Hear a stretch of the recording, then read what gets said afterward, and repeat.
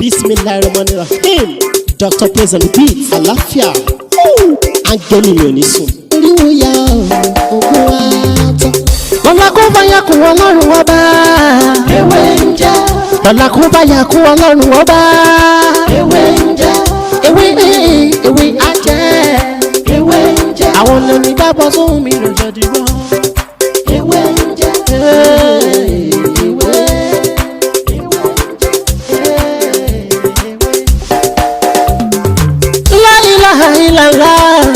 Alawalu, alakiru, asọhiru, abatinu, Ọlọ́run ọba.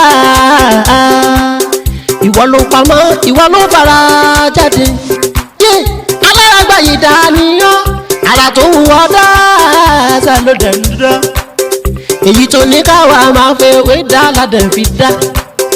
Ìwọ ṣàlò ní kọ́kọ́rọ́ gbogbo ẹ̀mí nìyẹn. Fásikúrò ni wọ́n síkúrò ni wọ́n nínú ìsèmọ̀gù. La fi ń ṣe tiwa ewé jẹ́ òbẹ̀ èyí tó dá fún wa ládẹ̀ gbójúlé èyí tó ní ká ló ládẹ̀ ń lò ọba ńlá ń dákun máa jẹ́ ká ṣiṣẹ́ ọba tó rí gbogbo ẹ̀dá ta orí ìwọ lọ́ba tá ń gbàṣẹ lọ́dọ̀ rẹ̀ àbẹ̀ ọ́ gbóhùn wa. torí lọ́la kó bá yà kún Ọlọ́run ọba. Ewé ń jẹ́.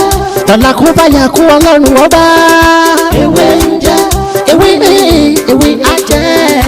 Ewé ń jẹ́. Àwọn lẹ́ni bá bọ́ sóhun mi lọ́jọ́ dìbò. Ewé ń jẹ́. Ewé ń jẹ́. Àwọn tá a fi ṣẹ́ rí náà àwọn nìkan náà ń jẹ. Wọ́n fàyà kún Ọlọ́run ọba. Ewé ń jẹ́. Ẹni mọ̀nà ni mọ̀nà.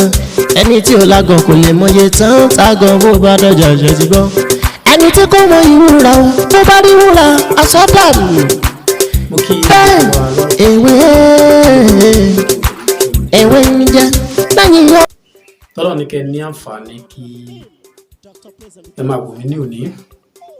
Ojú yín tí ẹ fi ń wò mí ojú náà ní fọ́, etí tí ẹ fi ń gbọ́ mi tí náà ní di.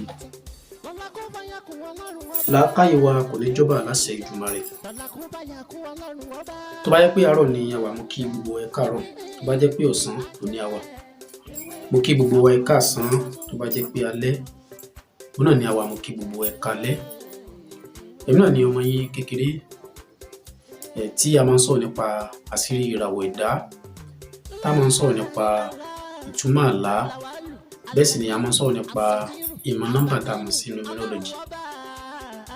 Ẹ wá rí ní òní ọ̀rọ̀ tí a fẹ́ bá ara wa sọ òun náà ni bí a ṣe máa ń lo ewé ewúro láti fi tú ìdè tó wà lára.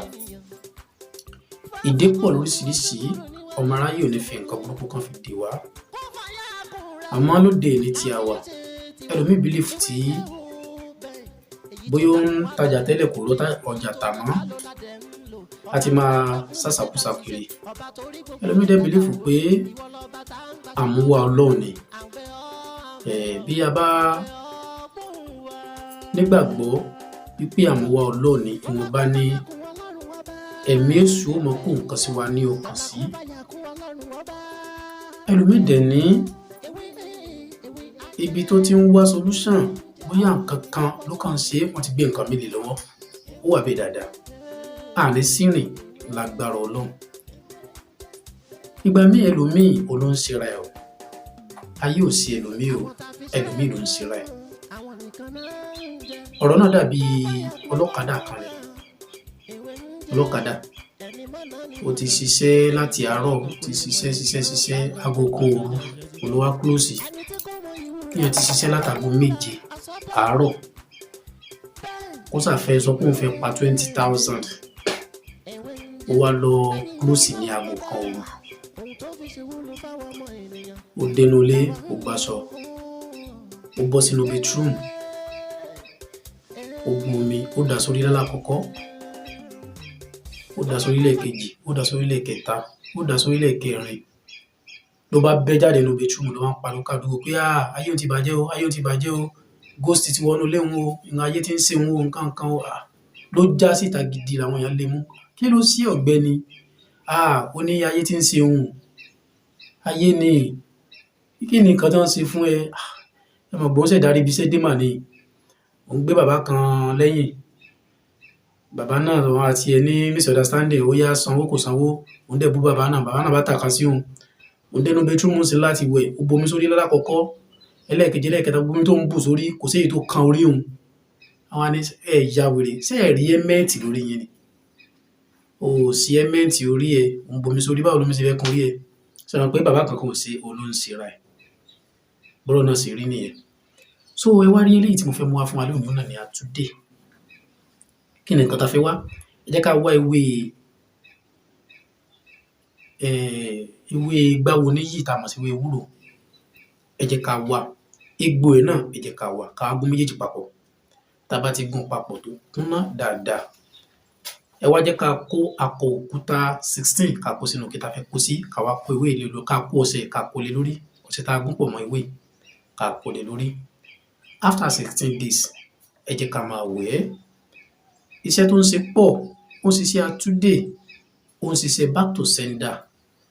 Wọ́n ní tí ẹyin tó bá fojú kan àpáta, fífọ́ ní ń fọ́, ẹ̀wọ̀ ẹ̀ ń bàjẹ́ ni. Ayé ò ní mú wa, wọn ò ní dì wá tọmọtọmọ. Ọ̀rọ̀ mi ò ní jù báyìí lọ. Ẹ má gbàgbé láti join WhatsApp group wa. Tí ẹ bá wo under description fídíò yìí, ẹ máa rí líǹkì tó máa gbé lọ síbẹ̀ níbẹ̀. Ẹ join darapọ̀ mọ́ wa, ẹ ṣe nǹkan tá à ń ṣe ńbẹ̀, ẹ má ṣe nǹkan míì. Yàtọ̀ sí àwọn òfin ẹgbẹ́ tá a gbé kalẹ̀ ńbẹ̀. Ọ̀rọ̀ mi ò ní jù báyìí lọ. Orúkọ mi náà ni Dr. Mutiu Ọlátìgbóyè Táyé Mẹ́sì ìwé jẹ́lẹ̀ kan sí. Tó bá dìgbà mi á tún mú ètò mi tuntun yàtọ̀ sí eléyìí wá. Ó dàbọ̀.